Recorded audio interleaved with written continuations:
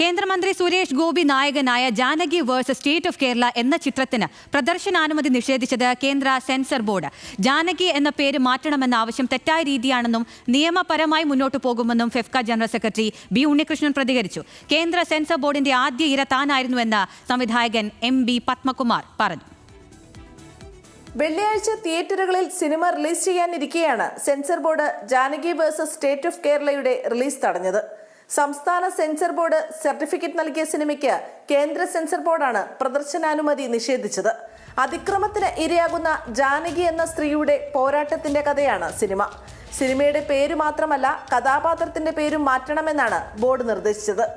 96 സ്ഥലത്ത് സുരേഷ് ഗോപി തന്നെ ജാനകി എന്ന് ഉപയോഗിച്ചിട്ടുണ്ട് എന്നും പേര് മാറ്റുക സാധ്യമല്ല എന്നും FEFKA general secretary B Unnikrishnan പറഞ്ഞു. നിയമപരമായി പോരാടുമെന്ന സംവിധായകന്റെ തീരുമാനത്തിന് ഒപ്പം നിൽക്കുന്നു.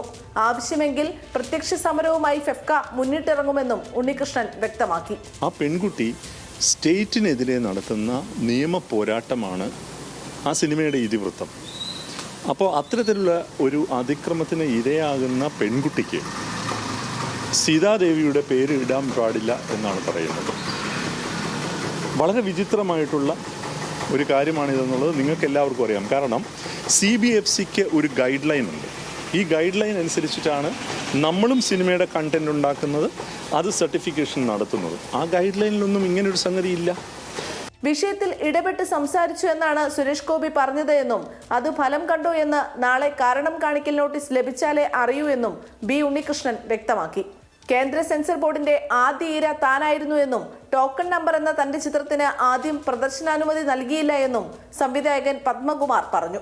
സമ്മർദ്ദത്തിന് വഴങ്ങി പേര് ജയന്തി എന്നാക്കിയപ്പോഴാണ് ഉപാധികളോടെ സർട്ടിഫിക്കറ്റ് ലഭിച്ചത്. ഇതിന്റെ ആദ്യത്തെ വിക്ടിം ഞാനാണ്. കഴിഞ്ഞ മാസം 22-ാം തീയതിയാണ് ടോക്കൺ നമ്പർ എന്നൊരു സിനിമ ഞാൻ സെൻസർ ചെയ്യാനായിട്ട് സെൻസർ ബോർഡിനെ സമീപിച്ചത്. അവിടെ ഇതേ വിഷയം ഞാൻ നേരിടേണ്ടി വന്നു. അതിന്റെ 2 കഥാപാത്രങ്ങൾ ജാനകിയും ഏബ്രഹാമും. ഗർഭാവസ്ഥയിൽ തന്നെ ഏബ്രഹാമിനെയോ ജാനകിയോ കൊല്ലാനായിട്ട് സെൻസർ ബോർഡ് എന്നോട് പറഞ്ഞു. നമ്മൾ പല വാതിലുകളും മുട്ടി നോക്കി, പലരുടെയും കരഞ്ഞ് കാല് പിടിച്ച് നോക്കി, പക്ഷെ ഒരു പ്രയോജനം ഉണ്ടായില്ല. ഇന്ന് സമൂഹത്തിൽ JSKക്ക് വേണ്ടി വാദിക്കുന്ന ഒരാളും എനിക്ക് വേണ്ടി നിന്നില്ല എന്നുള്ളതാണ് ഏറ്റവും വലിയൊരു സത്യം, ദുഃഖകരമായൊരു സത്യം. ജാനകി എന്ന പ്രായമായ സ്ത്രീ എബ്രഹാം എന്നയാളെ സ്നേഹിക്കുന്നതായിരുന്നു ടോക്കൺ നമ്പർ എന്ന ചിത്രത്തിന്റെ പ്രമേയം. രാഷ്ട്രീയ നേതാക്കളല്ല, ചില ഉദ്യോഗസ്ഥരാണ് ഇത്തരം മോശം കീഴ്വഴക്കങ്ങൾ ഉണ്ടാക്കുന്നതെന്നും ബി ഉണ്ണികൃഷ്ണനും MB പത്മകുമാറും പറഞ്ഞു. ന്യൂസ് മലയാളം, കൊച്ചി.